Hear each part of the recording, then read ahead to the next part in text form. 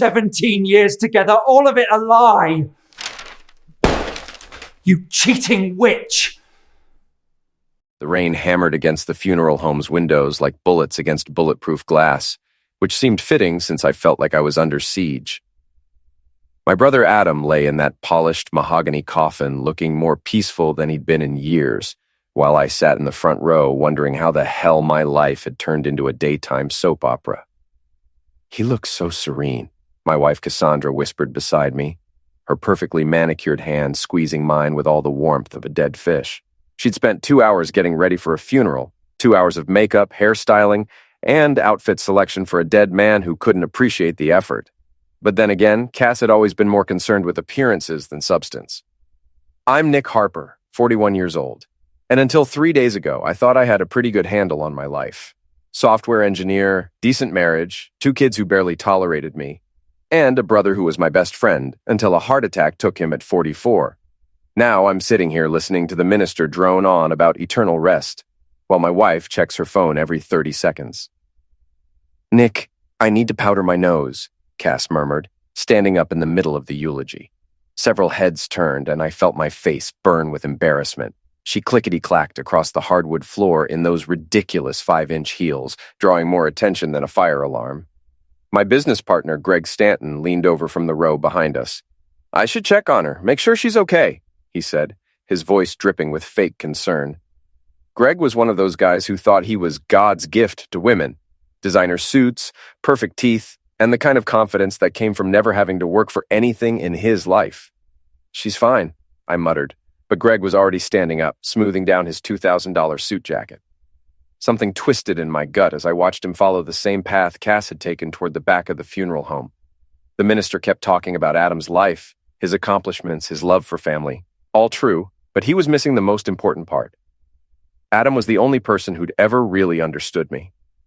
We'd grown up in this crazy family with our mother Evelyn, who collected secrets like other people collected stamps, and our father who died when we were teenagers.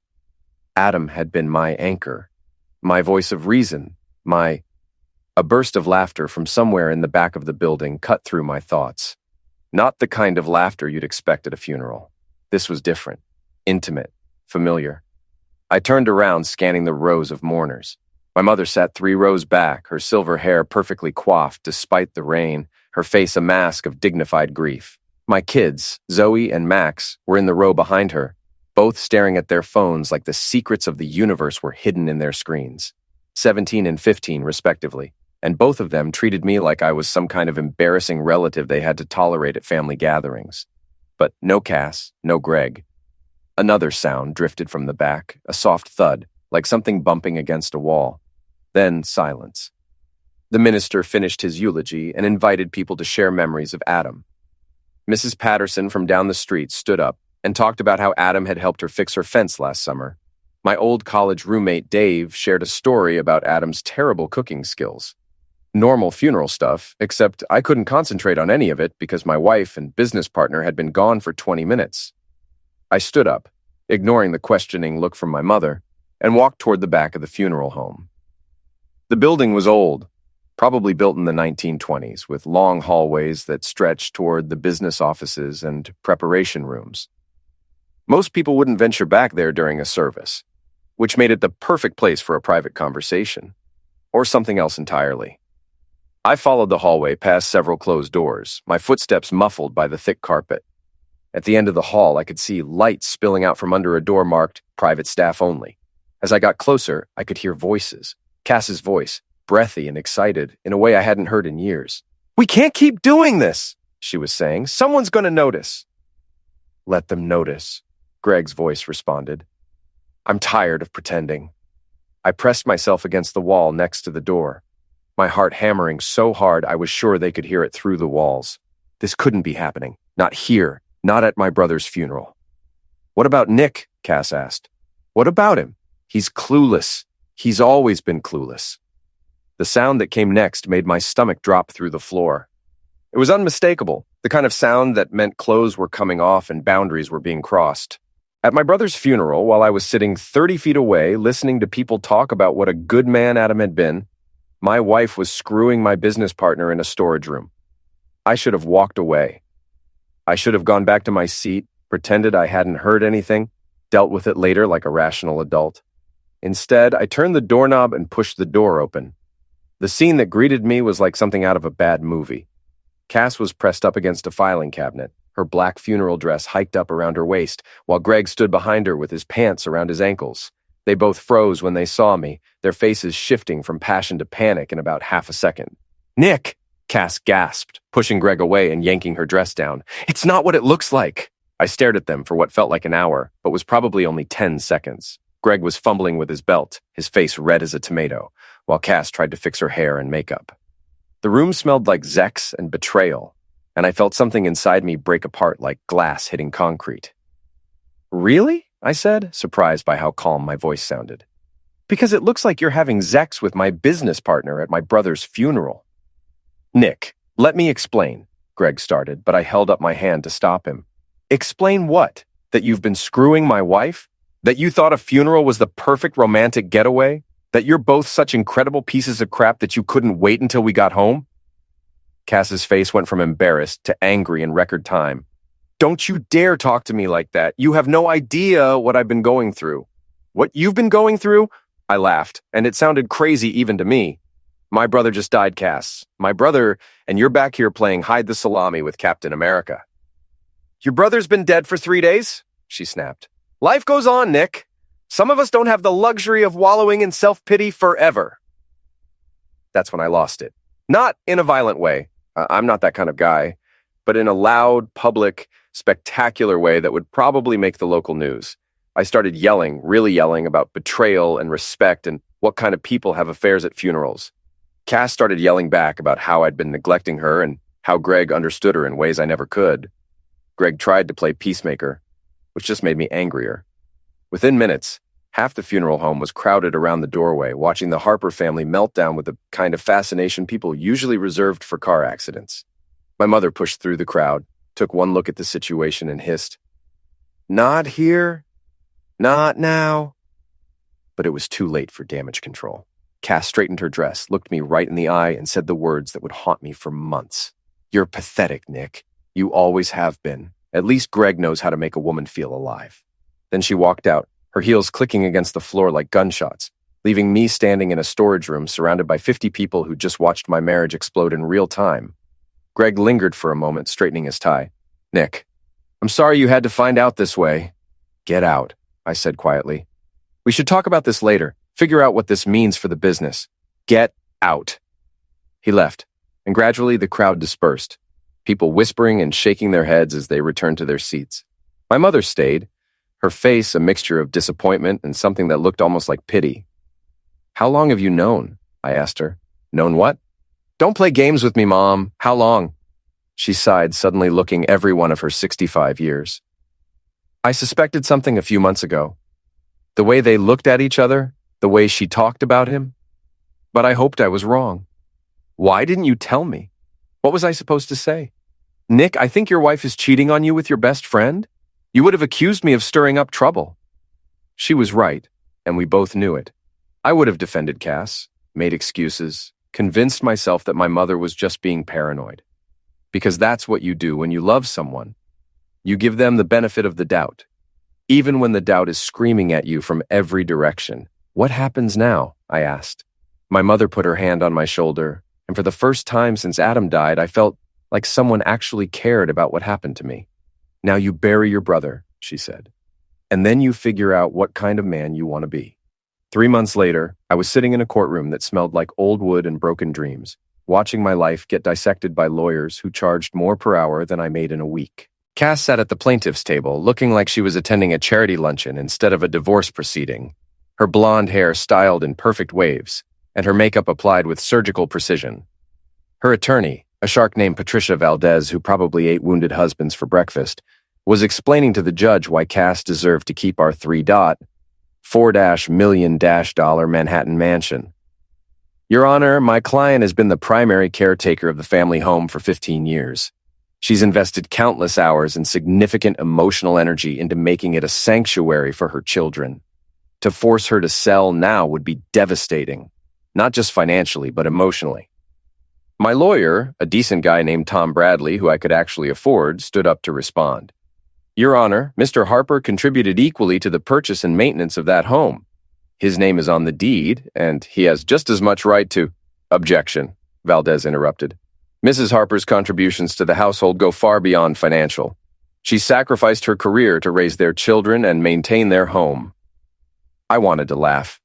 Cass had never had a career to sacrifice. She'd worked part-time at an art gallery for 6 months after college, then decided that being a full-time wife and mother was her true calling, which apparently involved a lot of yoga classes, shopping trips, and lunch dates with other women who'd married well. Judge Morrison, a tired-looking man in his 60s, rubbed his temples. Mrs. Harper, you're seeking primary custody of both children? Yes, Your Honor. I believe it's in their best interest to maintain stability during this difficult transition. Stability. That was rich, coming from a woman who'd been having an affair for God knows how long. But of course, the judge didn't know about that. Tom had advised against bringing up the infidelity, saying it would make me look vindictive and might backfire. Mr. Harper, the judge said, turning to me, what's your position on custody? I stood up, my legs feeling shaky. Your Honor, I love my children more than anything in the world. I want what's best for them, but I also want to be part of their lives. I'm asking for joint custody. Zoe, who was sitting in the gallery behind Cass, rolled her eyes so hard I was surprised they didn't fall out of her head. Max just stared at his phone, probably texting his friends about how embarrassing his parents were. The proceedings dragged on for hours. Financial statements, property assessments, testimony about who did what around the house and who was better equipped to handle the kids' needs. It was like having your entire life reduced to a spreadsheet and finding out you'd been living in the red for years without knowing it. When it was over, I'd lost pretty much everything. Cass got the mansion, primary custody of the kids, and half of our savings. I got weekend visitation rights, my car, and the privilege of paying alimony and child support for the next 3 years. This is temporary, Tom assured me as we walked out of the courthouse. We can appeal, file for modifications later. But I wasn't listening. I was watching Cass and Greg walk down the courthouse steps together, her hand tucked into the crook of his arm like they were heading to a Broadway show instead of leaving the ruins of my marriage behind them. Cass turned back and saw me watching. She smiled, not a happy smile, but the kind of smile a cat gives a mouse right before the eliminate. You should have just accepted it quietly, she called out. Now everyone knows what a loser you are. That night, I sat in my new studio apartment in Queens, eating takeout Chinese food and trying to figure out how my life had gone so completely off the rails. The apartment was about the size of our old walk-in closet, with thin walls that let me hear every argument, every crying baby, every late-night TV show in the building. My phone rang around 10 o'clock, unknown number, with a Swiss country code. Mr. Harper, this is Klaus Brenner from Zurich International Bank. I've been trying to reach you for several weeks. I think you have the wrong number. Are you Nicholas Adam Harper, son of Robert and Evelyn Harper, brother of the late Adam Michael Harper? My heart skipped. Yes, but Mr. Harper, I'm calling about an inheritance. Your great-uncle Wilhelm passed away 18 months ago, and you're the sole beneficiary of his estate. We've been searching for you through genealogical records. I sat up straighter. I don't have a great-uncle Wilhelm. He was your grandfather's brother. He emigrated to Switzerland in 1952 and built a considerable fortune in manufacturing. The estate is worth approximately $47 million. The carton of lo mein slipped out of my hands and splattered across my coffee table. 47 million? Yes, sir. However, there are certain legal requirements that must be fulfilled in person. Would you be able to travel to Zurich within the next 30 days? I was still trying to process the number. $47 million. That was more money than I'd see in 10 lifetimes of software engineering. Mr. Harper, are you there? Yes, I'm here. This is real? This isn't some kind of scam? I assure you, it's quite real. I can provide you with all the necessary documentation. Your great-uncle was very specific about wanting to leave his fortune to family, and after extensive research, you're the only living relative we could locate.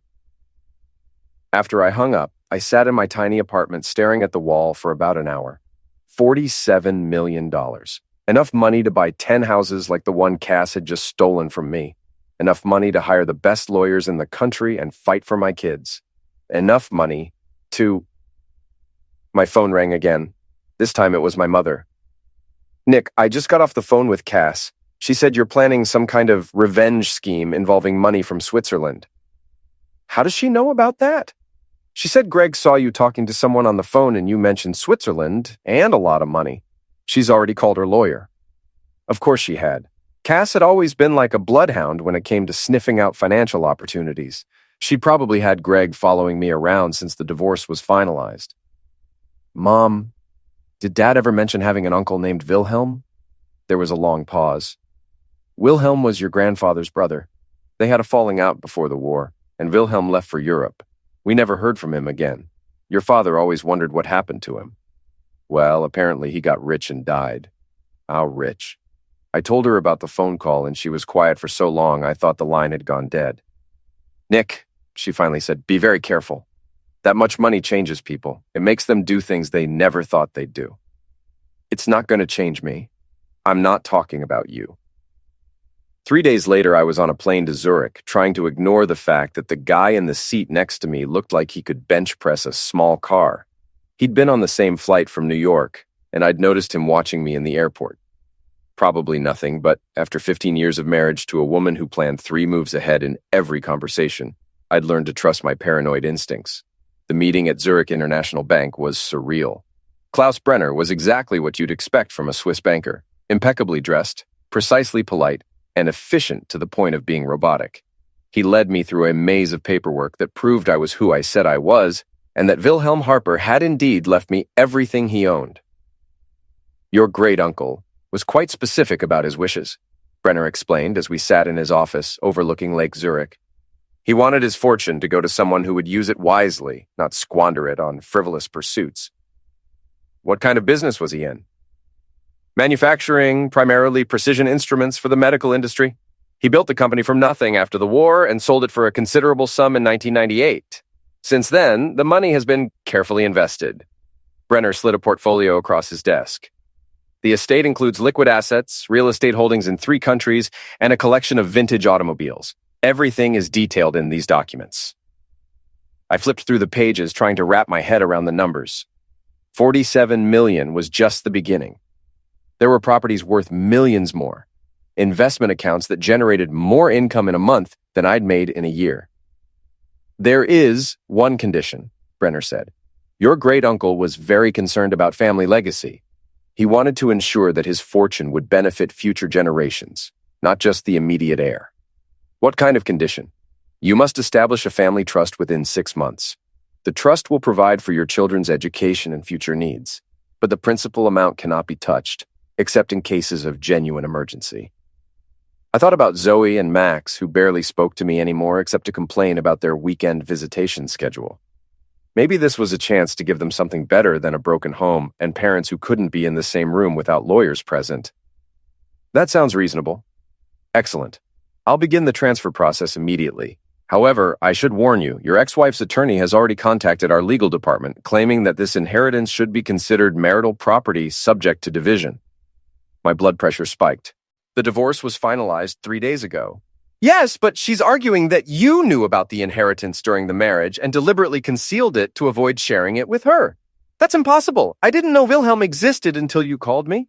I understand, and our records support your position. The inheritance cannot be claimed by anyone other than you. However, she may attempt to tie up the funds in litigation, which could delay the transfer indefinitely.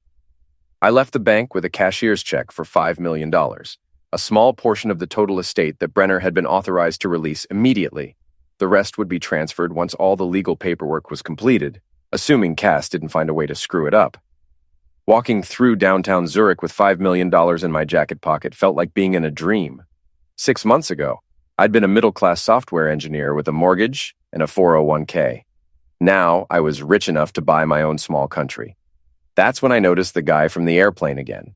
He was standing across the street from the bank, pretending to read a newspaper, while keeping one eye on the building entrance. When I started walking toward my hotel, he folded up the paper and began following me, staying about half a block behind. I ducked into a coffee shop and watched through the window as he took up position across the street. Definitely not a coincidence. Cass hadn't wasted any time sending someone to keep tabs on me. My phone buzzed with a text message. Congratulations on your windfall. We should talk. See, I typed back, go to hell. Her response came immediately. See you soon. The next morning, I woke up in my Zurich hotel room to find a note slipped under my door. Mr. Harper, we need to discuss your recent financial situation. Meet us in the lobby at 10 a.m. Come alone.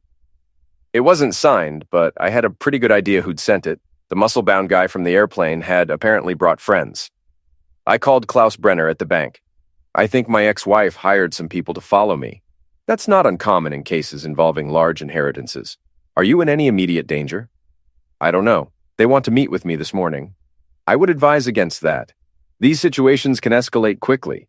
Perhaps you should consider returning to New York immediately. What about the rest of the money? We can handle the transfer remotely. The important thing is your safety. But I didn't want to run. I'd spent the last 3 months running. From my problems, from my failed marriage, from the reality of what my life had become. $47 million was my chance to stop running and start fighting back. At 9:45, I took the elevator down to the lobby. 2 men were sitting in leather chairs near the front desk, both wearing expensive suits that couldn't quite hide the fact that they were built like professional wrestlers. One was the guy from the airplane, blonde hair, square jaw, probably Scandinavian. The other was darker, with the kind of scars on his hands that suggested he'd learned his people skills in prison. They stood up when they saw me approach. Mr. Harper, the blonde one said in accented English. I am Oscar. This is my brother Lucas. We work for a client who has an interest in your recent good fortune. Let me guess, Cassandra Harper. Our client prefers to remain anonymous, but yes, she has concerns about how this inheritance might affect her financial situation. Her financial situation is none of my business anymore. We're divorced. Lucas stepped closer, and I could smell cigarettes and something that might have been violence on his breath. Perhaps we could discuss this somewhere more private. I'm comfortable right here. Oscar smiled, but it didn't reach his eyes. Mr. Harper, our client is prepared to be very generous. She's willing to settle for 30% of the inheritance in exchange for dropping all legal claims. 30% of $47 million? That's generous. Considering that she could tie up your money in court for years, yes, it's very generous. I looked around the hotel lobby. There were other guests nearby, hotel staff at the front desk, security cameras recording everything. These guys might be dangerous, but they weren't stupid enough to start something in such a public place. Here's my counteroffer, I said. Tell your client to go screw herself. The money is mine, the divorce is final, and if she wants to fight about it, she can do it through lawyers like a civilized human being. Oscar's smile disappeared. That would be unfortunate. For who? For everyone involved. That's when I made what was probably the stupidest decision of my life. Instead of walking away, instead of calling hotel security, instead of doing any of the sensible things a rational person would do when confronted by 2 hired thugs, I stepped forward and slapped Oscar across the face.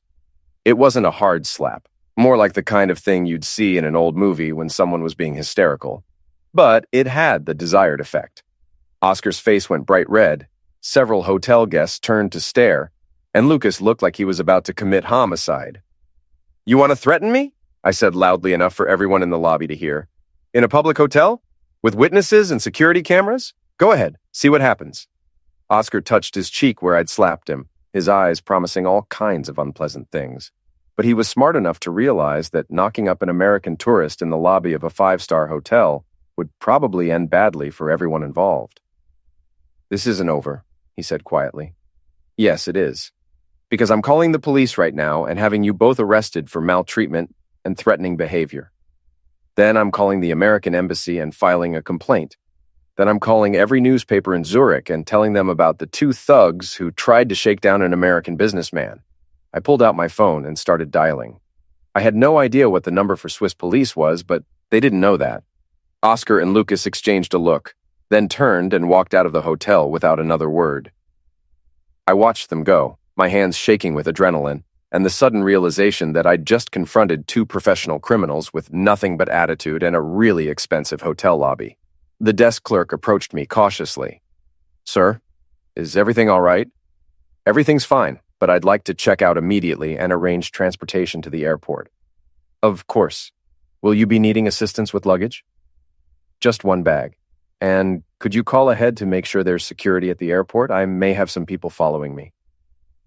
3 hours later, I was on a plane back to New York. clutching the cashier's check and wondering what the hell I'd gotten myself into.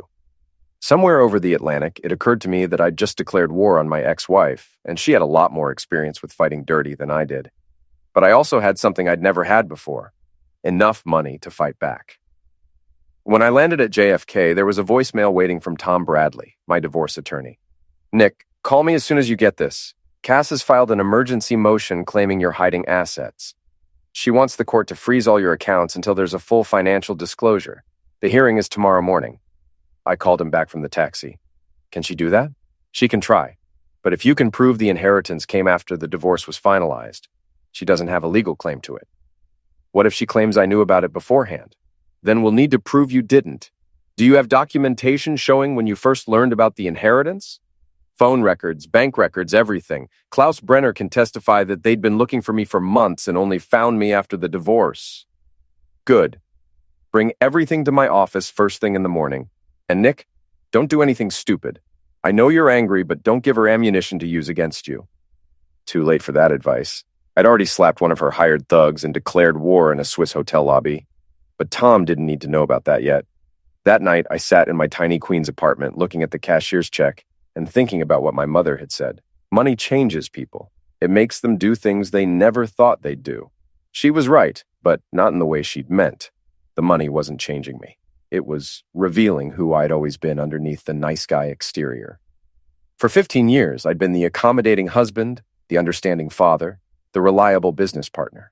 I'd swallowed my pride, ignored the warning signs, and convinced myself that keeping the peace was more important than standing up for myself. But now I had options. Now I had power. And I was starting to realize that maybe being the nice guy wasn't all it was cracked up to be. My phone buzzed with another text from Cass. "You can't hide from this forever. I know what you're planning." I typed back, "You don't know anything." "I know about the DNA tests." My blood turned to ice. DNA tests? What DNA tests? Then it hit me like a freight train. The inheritance paperwork had required extensive genealogical documentation to prove my relationship to Wilhelm Harper. As part of that process, I'd provided DNA samples to confirm my identity and family lineage. But what if the tests had revealed more than just my connection to a dead great-uncle? I grabbed my laptop and started searching through the documents Klaus Brenner had given me. Buried in the technical genetic analysis was a section I'd skipped over because it was full of scientific terminology I didn't understand. Now I read it more carefully, and what I found made my hands shake. The DNA analysis didn't just prove I was Wilhelm Harper's great-nephew. It also revealed something else, something that explained why my kids had always seemed more attached to their Uncle Adam than to me, why they had his eyes instead of mine, why Cass had been so devastated when Adam died. Zoe and Max weren't my children. They were Adam's. I stared at the DNA analysis for what felt like hours, reading the same paragraphs over and over again, hoping the words would somehow rearrange themselves into something that made sense. But the science was clear. Zoe and Max shared genetic markers with Adam Harper, not Nicholas Harper. My brother had been sleeping with my wife for at least 17 years. The worst part wasn't the betrayal. I was getting used to betrayal by now. The worst part was that it explained everything. Why Cass had married me instead of Adam? Because Adam was the free spirit who'd never settled down while I was the stable provider. Why the kids had always preferred their uncle? Because he was actually their father. Why Cass had been so devastated when Adam died? Because she'd lost the love of her life, not just a brother-in-law. I'd been living a lie for almost 2 decades, and I was apparently the only person who didn't know it. My phone rang. "Mom. Nick, I need to see you. Can you come over? It's almost midnight. This can't wait, please." 40 minutes later, I was sitting in my childhood kitchen while my mother made tea with shaking hands. She looked older than I'd ever seen her, like she'd aged 10 years since Adam's funeral. "You know," I said. It wasn't a question. She nodded, not meeting my eyes. "I suspected when Zoe was born. She looked so much like Adam as a baby. But I told myself I was imagining things." "When did you know for sure?" "About 5 years ago. I was babysitting Max, and he got hurt playing in the backyard. There was crimson red, and I had it tested. I still had some of Adam's things from when he was a child, hair from an old brush. The results were conclusive." 5 years ago? I laughed, but it sounded more like choking. "You've known for 5 years that I was raising another man's children, and you didn't tell me?" What was I supposed to do? Destroy their lives? Destroy your life? They were happy, Nick. You were happy. I was living a lie. You were being a father to 2 children who needed you. Biology doesn't make you a parent, love does. She was right, and I hated her for it. I did love Zoe and Max, even if they barely tolerated me. I'd been to every soccer game, every school play, every parent-teacher conference. I'd taught Max how to ride a bike and helped Zoe with her math homework. I'd been their dad in every way that mattered, except genetically. Does anyone else know? I don't think so. Cass certainly doesn't know that I know. And Adam never said anything, but sometimes I'd catch him looking at the kids with this expression, like he wanted to claim them, but couldn't. Why couldn't he? Why didn't Cass just divorce me and marry him? Mom sighed. Because Adam was Adam. He was never going to be the settling down type. He liked his freedom too much. And you were safe. You were reliable. You could give Cass and the children stability. So I was what? The backup plan? You were the man who raised those children and loved them unconditionally. Don't let anger take that away from you. I drove back to Queens in a daze, my mind spinning with implications. The DNA revelation changed everything. Not just about my marriage, but about the divorce, the custody arrangements, even the inheritance. If Zoe and Max weren't my biological children, did I still have to pay child support? Did I still have visitation rights? Did I even want them? The answer to that last question scared me. Because despite everything, despite the lies and the betrayal and the years of being played for a fool, I still loved those kids. They might not be mine by blood, but they were mine in every other way that mattered. But they were also Adam's, and Adam was dead, which meant they'd never know their real father, unless I told them. The next morning, I met Tom Bradley at the courthouse for Cass's emergency hearing. She was there with Patricia Valdez and Greg, who'd apparently decided to make himself part of the legal proceedings now. All 3 of them looked confident, like they were holding cards I couldn't see. Judge Morrison looked tired, like he'd rather be anywhere else than dealing with our family drama again. Mrs. Harper, he said, you're claiming that Mr. Harper concealed assets during the divorce proceedings? Yes, Your Honor. We have evidence that he knew about a substantial inheritance and deliberately hid it to avoid sharing it with his family. What evidence? Valdez stood up. Phone records showing that Mr. Harper received multiple calls from Switzerland during the weeks leading up to our divorce settlement. Financial records indicating that he made inquiries about international banking laws, and testimony from witnesses who heard him discussing large sums of money. Tom stood up to object, but I grabbed his arm. Let me handle this. I stood up, and for the first time since this whole mess started, I felt completely calm. Your Honor, I'd like to present evidence of my own. Proceed. I walked to the front of the courtroom and placed a folder on the judge's desk. These are the complete records from Zurich International Bank, showing exactly when they first contacted me about the inheritance. As you can see, the first contact was made 3 days after our divorce was finalized. Judge Morrison flipped through the documents. And these phone calls Mrs. Harper mentioned? Wrong numbers and hang-ups, Your Honor. The bank was having trouble reaching me because they had outdated contact information. I never spoke to anyone about an inheritance until after the divorce was final. What about the financial inquiries? I never made any financial inquiries, but I can tell you who did. I turned to look at Cass, who was starting to look less confident. My ex-wife hired 2 men to follow me to Switzerland and attempt to extort money from me. I have hotel security footage of the encounter, witness statements, and police reports. That was a lie. I hadn't actually filed any police reports, but it sounded good. Judge Morrison looked at Cass. Mrs. Harper, did you hire investigators to follow your ex-husband? We were concerned about hidden assets. I had a right to protect my interests. You had a right to use legal channels, not hired thugs. Mr. Harper, do you have documentation of these alleged threats? I pulled out my phone and played a recording I'd made during the hotel confrontation. It wasn't great quality, but you could clearly hear Oscar threatening me and demanding money. Your Honor, I said, I'm also prepared to present evidence that Mrs. Harper has been systematically deceiving the court about other matters related to our marriage and children. Cass went pale. What's that supposed to mean? I looked at her, then at Greg, then at the judge. This was my moment, my chance to blow up everything and expose the truth about Zoe and Max's parentage. I could destroy Cass's credibility, probably get the custody arrangement overturned, maybe even get out of paying child support. All I had to do was destroy 2 teenagers' understanding of who they were and who their father had been. Never mind, I said. It's not relevant to the inheritance issue. Judge Morrison stared at me for a long moment. Mrs. Harper, your motion is denied. Mr. Harper's inheritance is clearly separate property acquired after the dissolution of your marriage. You have no legal claim to it. But, Your Honor, furthermore, if I hear any more reports of you hiring investigators or making threats, I'll hold you in contempt. This case is closed. As we walked out of the courthouse, Tom grabbed my arm. What was that about? What other evidence were you talking about? Nothing important. Nick, if you have information that could affect the custody arrangement... I said it's nothing important, but Cass had heard the exchange. As I walked down the courthouse steps, she caught up with me. What do you know? She demanded. I know a lot of things, Cass. The question is, what are you willing to do to keep me from sharing them? For the first time since I'd known her, Cassandra Harper looked genuinely scared. We need to talk, she said. No, we don't. We're done talking. We're done with everything. I walked away, leaving her standing on the courthouse steps. But I could feel her watching me, and I knew this wasn't over. Not by a long shot. 2 weeks later, I was sitting in a Manhattan penthouse that I'd just bought with cash, looking out at Central Park and planning the systematic destruction of my ex-wife's life. The apartment cost $4.2 million, which was more than I'd made in my entire career as a software engineer, but it felt good to have a place that was actually mine. No mortgage, no shared ownership, no memories of a marriage that had been built on lies.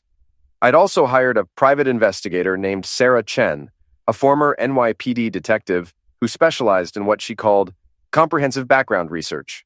What I called it was digging up dirt on Cass and Greg so I could return the favor they'd done me in Switzerland. Sarah knocked on my door at exactly 3 p.m., carrying a thick folder that looked like it contained enough ammunition to start a small war. You're going to love this, she said, settling into one of my new leather chairs. Your ex-wife and her boyfriend have been very busy and very sloppy. She opened the folder and spread out photographs, financial documents, and what looked like surveillance reports. Let's start with Gregory Stanton. On the surface, he looks like a successful businessman.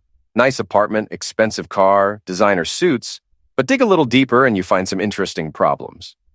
She handed me a credit report that looked like a medical chart for someone dying of financial cancer. He's got gambling debts totaling about $200,000. Mostly to some very unpleasant people in Atlantic City and Las Vegas.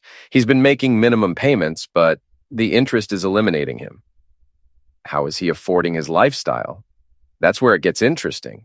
He's been using company funds to cover his personal expenses. Your old company, specifically. He's been writing himself consulting fees for projects that don't exist and billing personal expenses as business costs. I felt a surge of satisfaction. Greg had screwed me over personally and professionally, and now I had the evidence to destroy him. What about Cass? Sarah grinned. Your ex-wife has some very expensive habits. Designer clothes, jewelry, spa treatments, personal trainers. She's been spending about $15,000 a month more than she's bringing in from alimony and child support. How is she covering the difference? Credit cards, mostly. She's got about $80,000 in credit card debt spread across 12 different accounts. But here's the really interesting part. She's been telling her friends that you're hiding money from her and that she's going to get a big settlement soon. What kind of settlement? She's been claiming that you're going to pay her $10 million to keep quiet about some family secret. She's been using that story to get loans from friends and family members. The family secret. She was talking about the DNA results, trying to use my own children as leverage against me. There's more. Sarah continued. I did some digging into your marriage, and I found some interesting patterns. Your ex-wife had affairs with at least 3 other men during your marriage, not just Greg and your brother. That hit me like a punch to the gut. I'd known about Greg and suspected about Adam, but 3 others? Who? Her personal trainer, her divorce attorney's partner, and a guy named Marcus Webb who works in her building. I have photographs, hotel receipts, and text messages for all of them. She handed me a stack of photos that made me feel sick. Cass going into hotels with different men, kissing someone in a parking garage, holding hands with a guy I'd never seen before. How long has this been going on? Based on the evidence I found, probably the entire length of your marriage. She's very good at compartmentalizing her life. I stared at the photos, trying to process the scope of the betrayal. It wasn't just that Cass had cheated on me. She'd been living a completely separate life, treating our marriage like a part-time job while pursuing her real interests elsewhere. What do you want to do with this information? Sarah asked. I want to destroy them, both of them, completely and legally. I can work with that. What did you have in mind? Over the next hour, we planned what Sarah called a comprehensive reputation management strategy, and what I called Operation Payback. The plan was elegant in its simplicity. We were going to use Cass and Greg's own behavior against them, letting their lies and schemes collapse under their own weight. Phase 1 involved Greg's gambling debts. Sarah had contacts in Atlantic City who could make sure Greg's creditors knew exactly where to find him and when he'd be most vulnerable. Not violence, just pressure at the most inconvenient times. Phase 2 was Cass's financial situation. We were going to make sure that everyone she'd borrowed money from knew exactly how much debt she was carrying and how unlikely they were to be repaid. Phase 3 was the most satisfying. We were going to expose their affair to their social circle in a way that would maximize embarrassment and minimize their ability to spin the story. The key, Sarah explained, is to make it look like they brought this on themselves. We're not attacking them. We're just making sure the truth comes out. What about the kids? We'll be careful to keep them out of it as much as possible. But, Nick, you need to understand, if this goes the way we're planning, it's going to get ugly. Are you sure you want to do this? I thought about the funeral, about finding Cass and Greg together while I was grieving my brother. I thought about the divorce, about losing my house and my kids and my business. I thought about Switzerland, about being threatened by hired thugs while trying to claim my inheritance. I'm sure. The first phase went into effect that weekend. Greg was at his favorite casino in Atlantic City, probably trying to win back some of his losses, when 3 very large men approached his blackjack table and suggested they have a private conversation about his outstanding debts. I wasn't there, but Sarah had a contact who witnessed the whole thing.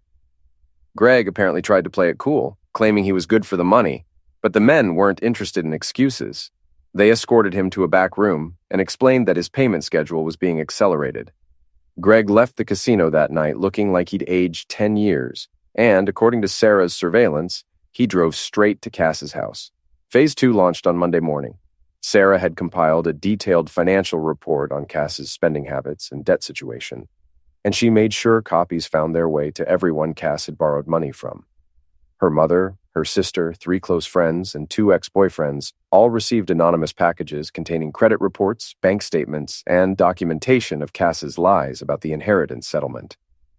By Tuesday afternoon, Cass's phone was ringing constantly with people demanding to know when they'd be repaid. But Phase 3 was the masterpiece. Sarah had obtained security footage from the funeral home, not the explicit stuff from the storage room, but clear video of Cass and Greg entering and leaving together, looking disheveled and guilty. She'd also gotten copies of text messages between them from before Adam's passing, messages that made it clear their affair had been going on for months. Instead of releasing everything at once, Sarah created what she called a drip campaign. First, she made sure the funeral home's security footage found its way to the email inboxes of everyone who'd been at Adam's funeral. The subject line was simple: "You might find this interesting." The response was immediate and devastating. Within hours, Cass's phone was buzzing with calls from friends and family members who'd seen the video. Her social media accounts were flooded with comments and questions. The story spread through her social circle like wildfire. By Wednesday, Cass was a pariah. The women she'd had lunch with every week were avoiding her calls. The charity organizations she'd volunteered with were quietly removing her from their boards. Even her hairdresser canceled her appointment. Greg's situation was even worse. His business clients started asking questions about his relationship with his partner's ex-wife. His gambling creditors were calling in their debts. His own friends were treating him like he had a contagious disease. On Thursday morning, I got a call from Tom Bradley. "Nick, I don't know what you're doing, but you need to stop. I'm not doing anything."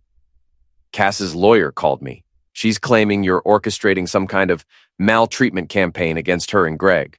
"I'm not maltreating anyone. I'm just living my life." Living your life in a $4 million penthouse while your ex-wife's reputation gets destroyed by anonymous sources? Tom, everything that's coming out about Cass and Greg is true. They had an affair. He's got gambling debts. She's been lying to people about money. I didn't make any of that up. But you're making sure people find out about it. The truth has a way of coming out eventually. I'm just helping it along. There was a long pause. "Nick, be careful. If this escalates, it could blow back on you. And it could hurt the kids. The kids are going to be fine. They're better off knowing what kind of people their mother and her boyfriend really are. But even as I said it, I wasn't sure I believed it. Zoe and Max were caught in the middle of this war, and they were going to be collateral damage no matter how it ended. That night, I sat in my penthouse looking out at the city lights and wondering if I was becoming the kind of person I'd always despised, the kind of person who used money and power to hurt others, the kind of person who put revenge ahead of everything else. Then I remembered the funeral. I remembered the divorce court. I remembered the thugs in Switzerland, and I decided I could live with being that kind of person, at least until this was over. My phone buzzed with a text message from an unknown number. "We need to meet. Tonight. Come alone." It was from Cass. I met Cass at a 24-hour diner in Queens, the kind of place where nobody asked questions and the coffee was strong enough to wake the dead. She was sitting in a back booth when I arrived, looking like she hadn't slept in days. Her perfect hair was pulled back in a messy ponytail, her makeup was minimal, and she was wearing jeans and a sweater instead of her usual designer outfit. For the first time since I'd known her, Cassandra Harper looked like a normal person instead of a magazine cover. "You look terrible," I said, sliding into the booth across from her. "Thanks. You look rich." She wasn't wrong. I was wearing a custom suit that cost more than my old monthly salary, and I'd driven here in a BMW that still had temporary tags. "Money suits me. It's changed you." "No, Cass. Finding out that my entire marriage was a lie changed me. The money just gave me options." She stared into her coffee cup like it contained the secrets of the universe. "I know you hate me. Hate is too simple. What I feel for you is much more complicated than that. I never meant for it to happen this way." "Which part? The affairs, the lies, or screwing my business partner at my brother's funeral?" She flinched. "All of it. I never meant to hurt you." "But you did hurt me. For 17 years, you hurt me every single day, and I was too stupid to realize it." "You weren't stupid. You were trusting. Same thing, apparently." We sat in silence for a few minutes, listening to the sounds of late-night Queens sirens in the distance, traffic on the highway, the hum of fluorescent lights overhead. "I know about the DNA tests," she said finally. "I figured you did. Are you going to tell them? Tell who what? Don't play games with me, Nick. Are you going to tell Zoe and Max that Adam was their father?" I'd been asking myself that question for weeks. The kids deserve to know the truth about their parentage, but they also deserve to have their childhood memories intact. Finding out that their beloved uncle was actually their father and that he died without ever acknowledging them would devastate them. I don't know. They're good kids, Nick. Whatever else I've done wrong, I raised good kids.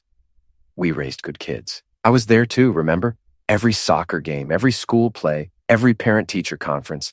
I was their father in every way that mattered. I know. And they love you.